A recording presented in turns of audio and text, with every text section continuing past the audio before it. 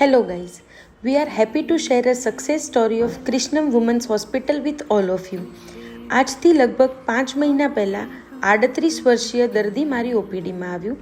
દર્દીને આગળ twin pregnancy હતી, જેમાં એક બાળકને જન્મજાત સેરેબ્રલ પાલ્સી હતું, જેથી તે તેના માતા પિતા પર ડિપેન્ડેન્ટ ચાઇલ્ડ હતું.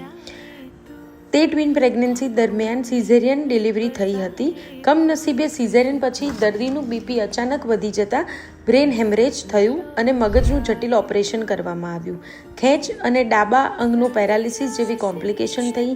દર્દી 1-2 મહિના સુધી કોમામાં રહ્યું અને દર્દીને તે પછીની સારવાર અને સતત ફિઝિયોથેરાપી પછી એક નવું જીવનદાન મળ્યું. તે પછી દર્દી તેનું રૂટીન જીવન સારી રીતે પસાર કરતું હતું અને આ વખતે 18 વર્ષ પછી ફરી તેના જીવનમાં ખુશીના દિવસો આવ્યા.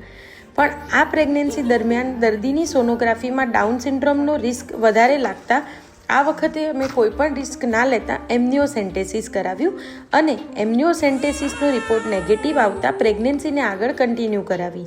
દર્દીના ખૂબ જોખમોની સાથે દર્દીને પૂરા મહિના સુધી સુરક્ષિત પ્રેગ્નન્સી ખેંચી ગયા. હવે આ વખતે સિઝેરિયનના દિવસે એનેસ્થેશિયાની વિશાળ ટીમ, ફિઝિશિયન, આઈસીયુ બેકઅપ સાથે સફળ સિઝેરિયન કરવામાં આવ્યું અને દર્દીએ એક લક્ષ્મીને જન્મ આપ્યો. ઓપરેશન પછીની સારવારમાં ક્રિષ્નમ વુમન હોસ્પિટલની ટીમે ખૂબ જ સતત દર્દીની સંભાળ રાખી. દર્દીને મોબિલાઇઝ કરાયું. 3-4 દિવસ હોસ્પિટલ સ્ટે પછી દર્દીને ડિસ્ચાર્જ કરવામાં આવ્યું.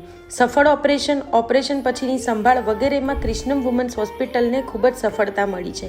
દર્દીને આજે ઓપરેશન પછી 10 દિવસ થયા છે અને દર્દી એકદમ હેલ્ધી છે. દર્દીનું બેબી એકદમ તંદુરસ્ત હેલ્ધી છે અને તેના માટે હું ક્રિષ્નમ વુમન હોસ્પિટલને ખૂબ જ કોંગ્રેચ્યુલેશન્સ આપું છું. Congratulations to team Krishnam. Thank you.